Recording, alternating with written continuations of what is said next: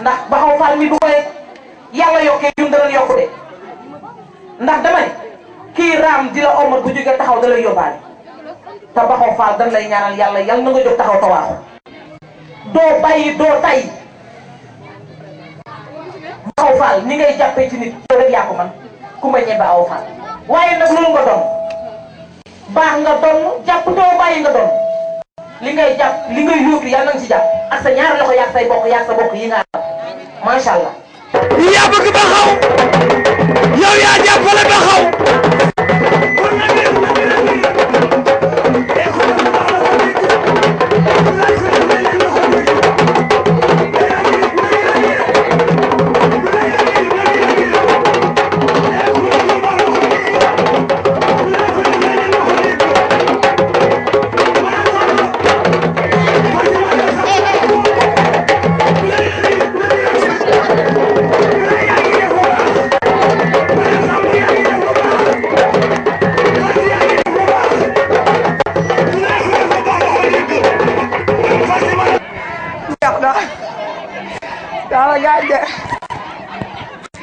réglé leen nee naa leen bu fi kilifa yi toogee ngeen bàyyi ba sama bis bu nekk ma wax leen ko wax rewu leen macha allah ñoo ngi nuyu mbooloo mi yëpp nag di kontaan teewaayu kenn ku nekk ku teew fii macha allah di wax ne ñun ñooy AFC dañuy wax concept AFC kuréel la ci biir concept AFC mooy l'amicale des femmes de la concept maanaam mbootaay mi dajale jigéen ñi nekk ci Baxaw Fall ñu koy tuddee concept convergence citoyenne pour l'espoir et l'intérêt du Jolof muy mouvement bi Baxaw Fall taxawal ci ginnaaw Aly Ngouille Ndiaye macha allah bu ñëwee ci di nag di ko ñu Aly Ngouille Ndiaye ñëw nañu fi ñu war a ñëw fii lañ waroon ñëw nañ fi macha allah li tax ñu ñëw fi day jaar ci Ngari Thiam borom tur bu rëy bi borom bés bu rëy bi du ko ndaw de te may leen ma loxo ci Ngari Thiam tuutiwul deful lu tuuti ndax dawul daayul delluwul ginnaaw macha allah bi ñu yàlla boolee ak moom ba tey ñu xame ci xame bu rafet li koy indi nag mooy dañoo am beneen kuréel ci biir concept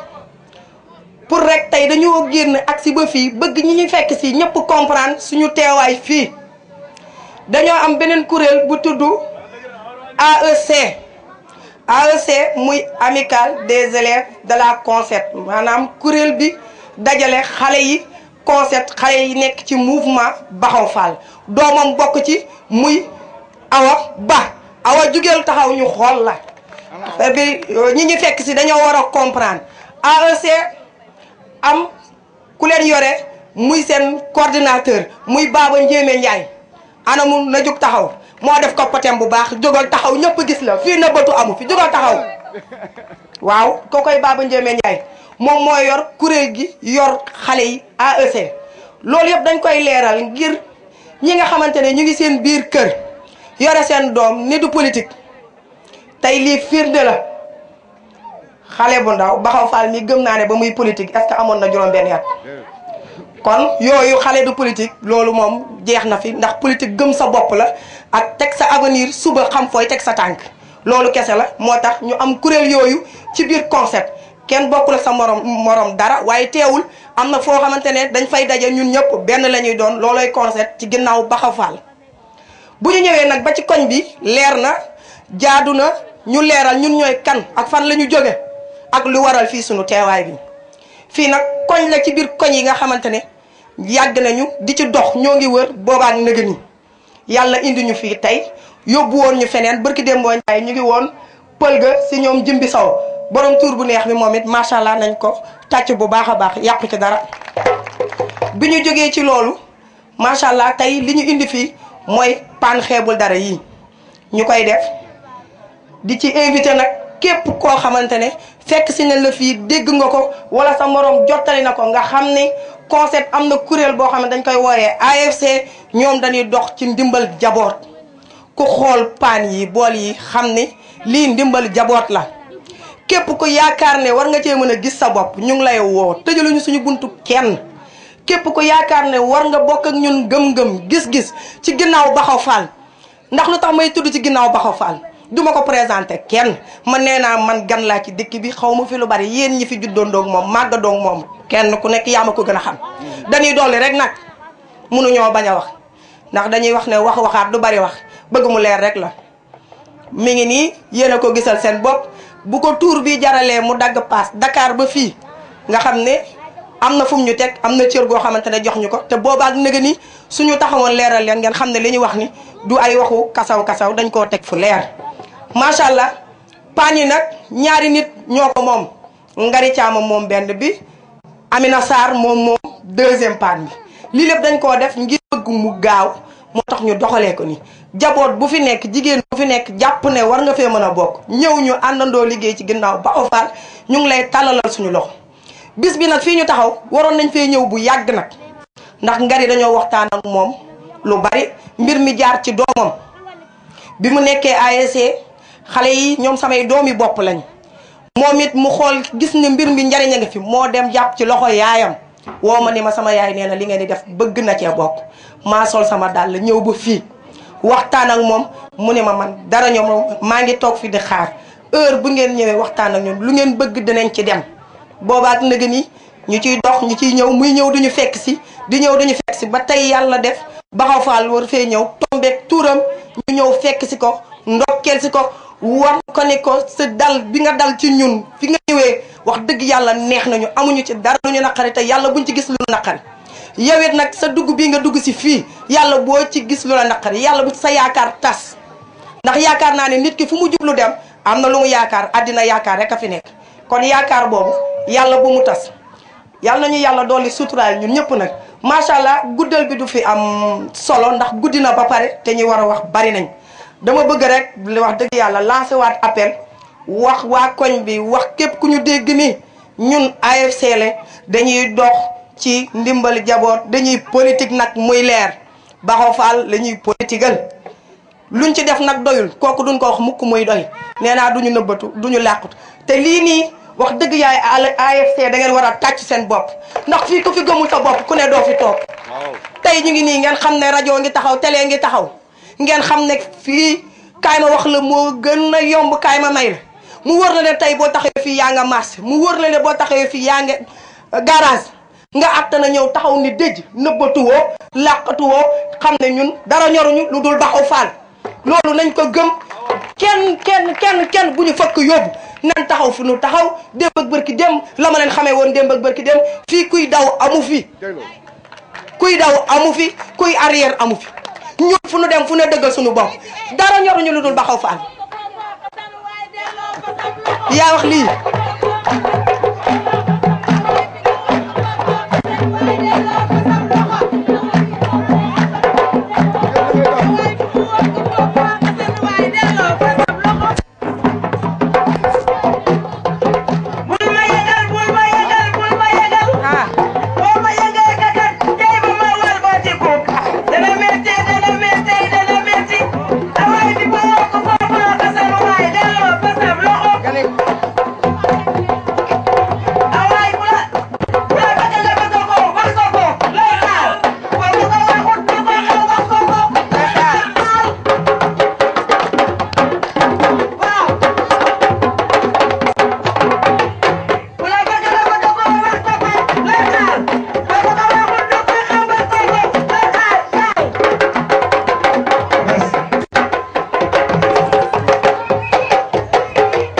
Daado Ndiaye mënoo def lu dul loolu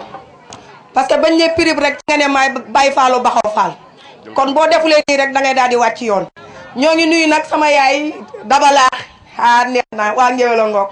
kontaan naa ci yéen loolu nag macha allah kontaan naa lool di nuyu Omar Koundoul AFC gis naa la yaa créé AFC ba pare daw dem sa yoon voilà loolu moo fi nekk macha allah kontaan nañu ci ñëpp gërëm nañu ñëpp képp ku teew képp kuy bëgg a teew lii nii ci diggante bi am na ñu ma fi ne ñun naka la ñuy def ba bokk pour bokk bi jafewul carte de membre yi ñu takk dafay wane ni ñun Baxaw Fall lañu ragaluñu tiituñu d'accord ñun ragaluñu tiituñu carte de membre bi day wane ni ñun kese ñoo ko fi am ñun dañ koy takk teg ko suñu digg dënn yi ñu xam ne wax dëgg yàlla Baxaw Fall lañu ku bëgg a bokk da ngay ñëw indi sa 200 carte de membre 200 dong la ñu laaj carte de membre nga dugg ci kees bi bokkul dara nag ak paan bi mën ngaa bokk nag ci groupement te bokkoo paan mën ngaa bokk paan bokk kees bokkoo groupement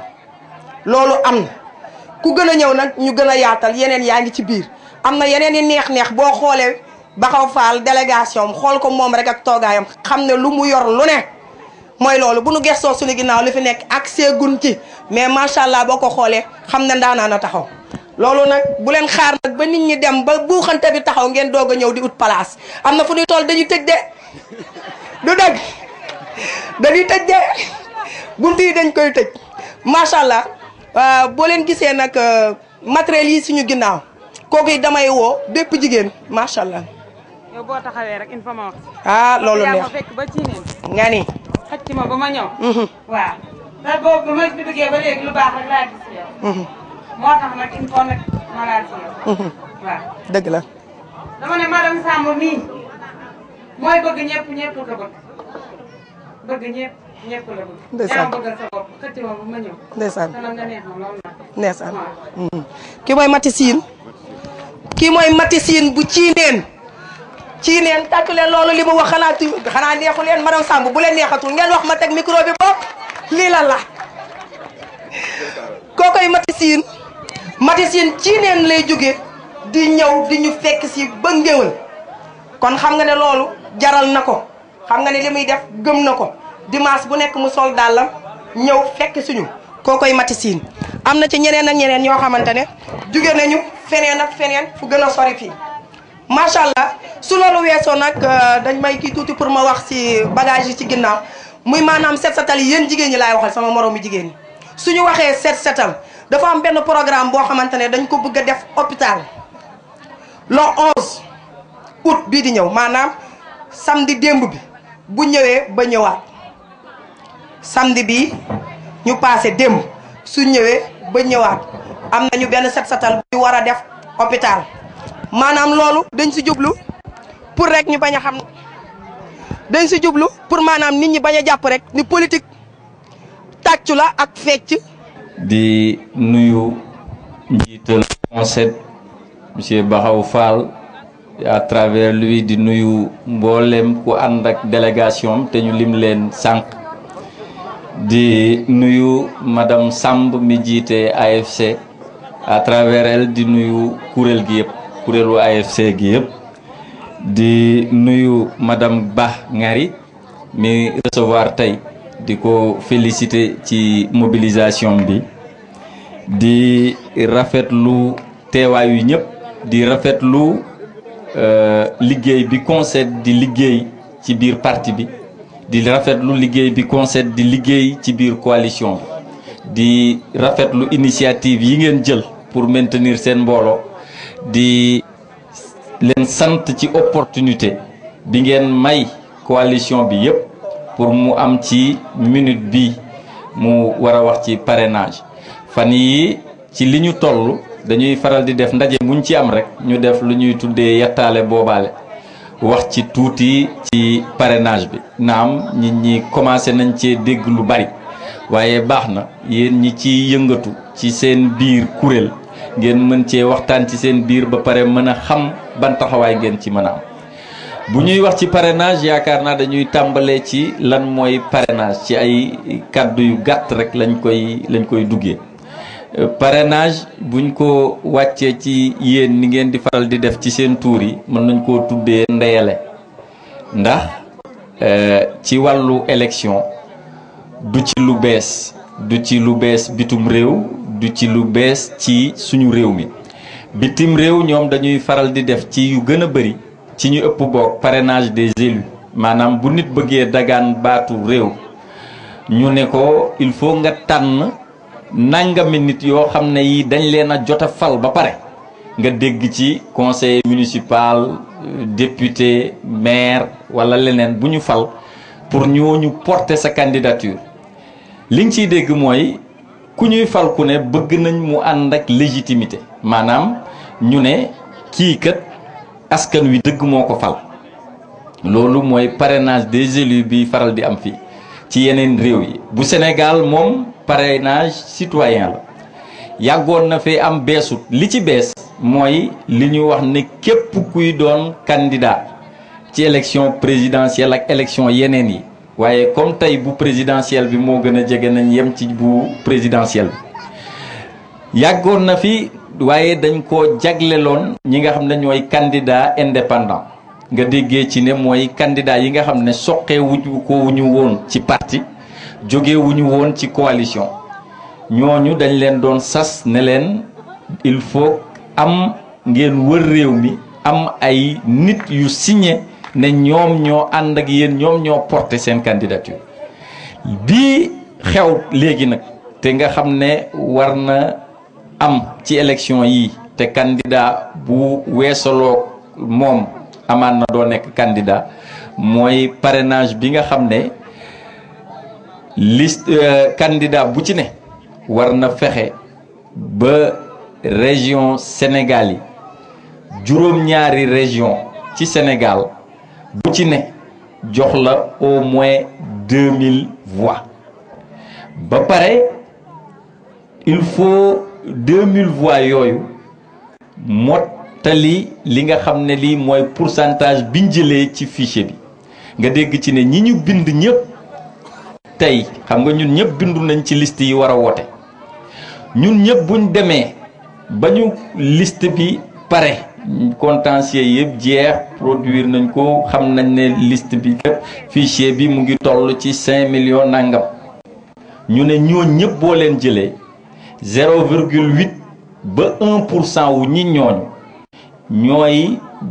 nekk ci listu parrainage u candidat pour mu valable 0,8 boo ko calculer mooy nga jël junni bu ne nga ne na ci juróom-ñett génn ba 1% mooy benn bu ci ne na téeméer boo jël benn génn ci kon fourchette la diggante 0,8 ba 1% nga déggee ci ne candidat bi kon mën na am yem juste ci 0,8% comme mën na cee teg dara di ci teg dara ba yegg ci 1% li tax ñu taxaw foofu mooy am na solo parce que parrainage bi dafa am yu muy nangu ak yu muy bañ li muy nangu mooy nit ku ne kenn nga mën a parrainer beneen ba mooy kenn nga mën a parrainer boo sartoowul ak yooyu ay daan mën na la cee fekk mooy dañuy bañ kii nga xam ne kii mooy ngari parrainer candidat bi di le président son excellence monsieur Macky Sall ba pare parrainer Mass Ndiaye bu fekkee te ne candidat la parrainer keneen loolu la ñuy bañ loolu yoon moo koy bañ boo ko defee day am ay daan yu la ci mën a dal léegi nag ci buñ tolloo ci nan lañ koy defee comme wax nañ ne lan la ñuy soxla dañ koy survoler rek pour yéen ngeen xam ci juste li ngeen soxlaa xam pour jëfandikoo ko buñ ci tolloo parti bu ci ne wala candidat bu ci ne di nga am koo xam ne kii moom mooy yor sa parrainage ci kaw au niveau national koo koy am ay démembrement ay nit yu ko toogal ci région bi ci département yi ba yegg ci communes yi te ñooñu ay collecteur la ñuy doon buñ ca tolloo danañ leen wax kan mooy collectel yéen coalition bi ngeen bokk ca zone ba ngeen nekk wala ca centre ba ngeen di wote loolu nga déggee ci ne du fu nit waaxoo ñëw indi la liste rek ne la parrainage sàngam nga war cee mën a bind kon loolu am na solo ci seen ndaje yu mel ni nga xam ne ci mbooloo yu ni mel di ngeen ko mën a téye beneen bi mooy charte yi ngay li lay mën a daane ci parrainage bi mën na daani tamit ki nga xam ne kii mooy collecté. Donc ñëpp war a jël seen responsabilité xam ne lu sérieux la lu am maanaa la fi may daanelee mooy solo parrainage bi xam nga dañuy faral di wax ne parrainage bi dañ ko def pour éliminer ay candidats déedéet dañ koo def pour askan bi tànn ay candidats askan bi nag bu la tànnul moom moo la éliminer kon nag ki nga tànn te yéen ñëpp ñun ñëpp ñu tànn candidat wu coalition Benno Bokk Yaakaar muy son excellence le président Macky Sall ñun dañoo war a jël suñuy matuwaay pour waajal parrainage bi ni ñu koy waajalee mooy lii ñu commencé nii di ko waxtaanee ci suñuy ñoon fexe ba buñ ko soxlaa fekk suñuy référence yi ñu soxla mu nekk ci suñu pièce d'identité jàppandi ñu mën ko cee def ba pare signer ni ñu war a signer war nañoo taxaw ci signature bi tuuti signature bi dañuy wax ne signature bi nekk ci sa pièce d'identité moom moo war a nekk ci fiche yu collecte bi li ko waral mooy bu fekkente ne Alpha am na pièce d'identité signé ci nii ñu dem fële mu signé ci nele mën nañoo laam-laamee ndax moom la wala du moom kon bëgg nañ signature bi méngoo am na nag suñuy mbokk yoo xam ne yi bu ñuy defar pièce d'identité dañuy faral di def ne mënuñoo signé ku nekk ci cas boobu tamit nañ la bindal ne mënuloo signé loolu dong la ñaar yëpp ay dëppoo beneen bi nag fi may jeexalee mooy lan moo ci war a nekk nag taxawaayu jigéen ñi ci parrainage comme seen taxawaay ci parti bi coalition bi la war a nekk mooy lépp luñ àndutoon daawul sotti kon ñoom ñoo war a fexe ànd ci parrainage bi ndax mu sotti mu gudd mu gàtt loolu laa waxoon ne naa ko yeggee j'ai voulu être sommaire pour véritablement bañ a embrouiller bopp yi jërë ngeen jëf. ku ci nekk sa tur ak sa sant di jiital ci nuyoo bi le coordonnateur départemental sun papa Sayer Ndiaye di rafetlu trop taxawaayam di rafetlu trop liggéeyam di nuyu aussi monsieur le délégué de quartier de Linguère Coumba 1 muy sun nijaay Baba Niang ñëw fii bokk ñun ak ñun bés bi di nuyu plus qu'un frère plus qu'un ami muy Alpha Sarr nekk koo xam ne ni non seulement il est pertinent mais également il est généreux dans ses idées il a le sens du partage donc Alpha ñu ngi lay sant bu baax a baax di rafetlu aussi vraiment communication bi nga fi def mu soxal ñu ñun ñëpp di nuyu ki nga xam ne nii moom lañ fekk ci tey muy Ngari Thiam mais surtout di jaar ci borom këram di sun xarit di El Hadj Ba bu ma nee El Hadj Ba ñun ñi xam walla ñi xam ne lu yàgg la ndaxte man ak frère am di Baxaw Ba duñu ñaar kenn la et yàgg nañ ñëw ci butigam bi di waxtaanee lu bëree bëri donc El Hadj mbégte lañ am fekk ci Ngari fii ànd ak madame Samb mi nga xam ne nii moom moo boot jigéenu CONCED ñu créer l'amicale des femmes de la CONCED di nuyu délégation bi ñu accompagner mënoon naa fi nekk di lim kenn par kenn mais du ko jaar néanmoins dana am rek ñaari précision ñaari leeral yu ma ciy def bi ci njëkk mooy suñ soxna Anta dafa jóg bi ma war a jël kàddu wax suñu diggante ak daam may wax mbooloo mi ne diggante boobu dafa yàgg jamonoy Wali Daan la woon ñoom ñu créé Wali Daan mu nekkoon genre association ñuy football ay tournoi mais man yàlla dafa defoon ci ñoom laa farsi woon donc ànd boobu dafa yàgg bu ma gestoo gis Ndiaga Ngom gis Daouda Fall Samba Sagna gis ñu xam ni noonu la demee Anta diggante bi dafa yàgg te boobu ba léegi aussi ñu ngi koy sàmm donc daam lu ñu ko defal lum ñu defal c'est parce que dañ ko war a defalante. beneen précision bi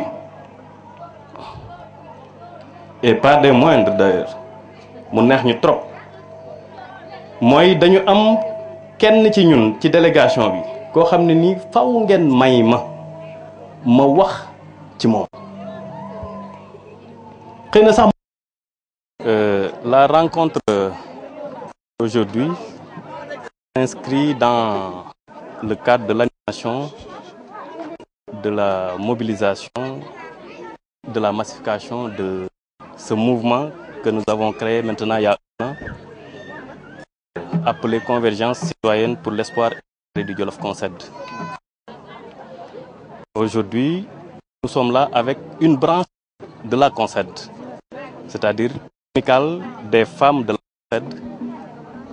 sous la conduite de sa présidente, Madame Samb, ici présente, ici, laquelle amicale a voulu initier des tours hebdomadaires d'entraide de solidarité en tant que, mais également une manière de contribuer à leur façon à l'animation de ce mouvement, à la vie de ce mouvement. Donc je profite de cette occasion pour les en féliciter, les encourager et plus que jamais leur réaffirmer notre disponibilité à les accompagner, à témoigner de notre fidélité, mais surtout de notre confiance. Et je magnifie la forte présence des femmes FC derrière Madame Samb. Elles ont initié des tours hebdomadaires d'entraide de solidarité, comme tantôt, il y a maintenant un mois. Et c'est un geste à magnifier, un geste à pérenniser. Donc l'AFC a les remerciements, les encouragements de ce mouvement qui la concède et nous sommes confiants quant à l'avenir de ce mouvement. Aujourd'hui également, c'était l'occasion pour nous, en tant que mouvement politique, concède, de initier dans les tout prochains jours une journée de nettoiement comme une action de citoyenneté qui consiste à entretenir ou bien à nettoyer l'hôpital Magatte de Linguère. Et la date tenue pour ça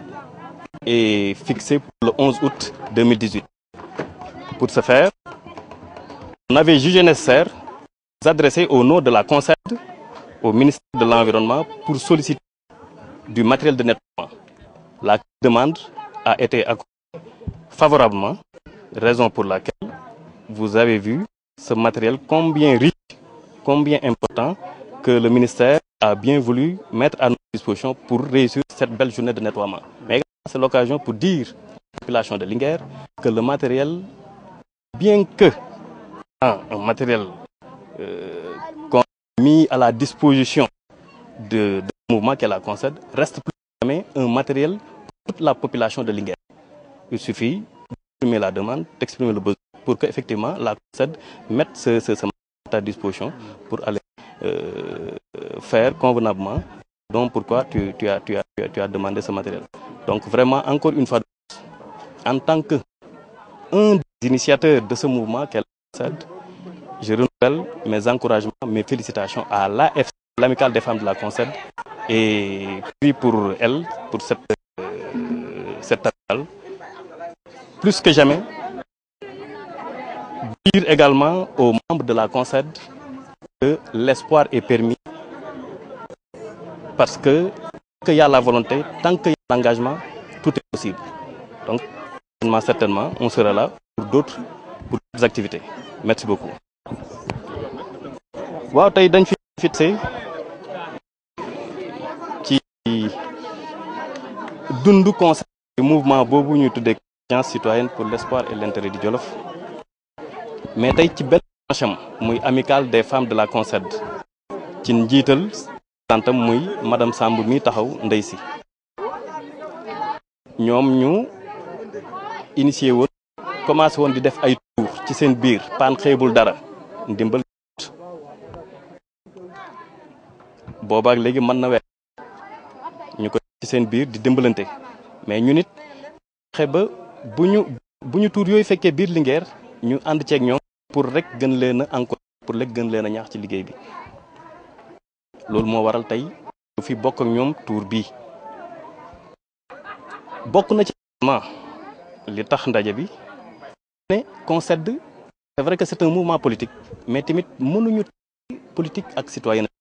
ci loolu ñu fas yéene initier benn nettoiement set setal jagleel ko hôpital Magatte Lô bu Linguère ñu ne woon nan dem ci ministère de l'environnement ci turu mouvement ñu matériel de nettoiement mooy matériel bii ngeen gis naam ci turu CONCED mais nag matériel xam ne nii c'est pour toute la population de Linguère ko soxla boo ñëwee adresse à CONCED ñu abal la nga dem jëfandikoo ko delloo si waat donc vraiment rafetlu nañ trop initiative AFC di amicale des femmes de la CONCED direction de madame Samb li ñuy def te di leen ci encourager di leen ci te rafet nañ ci njort leneen li aussi plus que jamais ñuy gën a ñaax suñu bopp di ñaax membre CONCED yi di ñaax membre AFC ndaxte nag bëgg baa ngi fi yéen a ba pas-pas baa ngi fi et comme loolu mi li ci des rafet na bu baax a baax donc vraiment muy AFC muy AFC amicale des élèves de la CONCED muy CONCED de manière générale ñoom ñëpp di sant di leen gërëm di leen wax ne nii rek la et ci loolu mën nañ am yaakaar ci ëllëg ci ànd bii ñu ànd jërë ngeen jëf. Je souhaite